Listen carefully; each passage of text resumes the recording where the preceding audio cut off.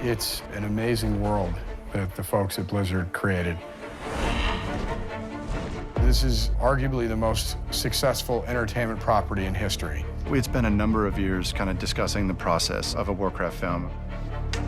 We spent a lot of time geeking out with them about the care and feeding that went into these characters.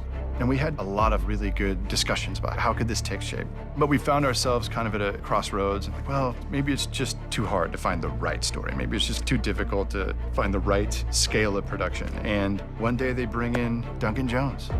And Duncan sits down and he's just kind of, I don't know, it's one of us. I wanted to make a film which worked and stood alone in its own right. And I think what makes it work is that it is a war movie that tells a story of conflict from both sides. I'll get the others. Just after Berkeley does the first hit, then you can turn and leave. Oh, okay. And it really allows the audience to empathize and understand how good people, or in Duratan's case, a good orc, Cut, that's lovely. can be thrown into conflict against others who themselves seem to be good people. Why are you here? To save my people. I just use this.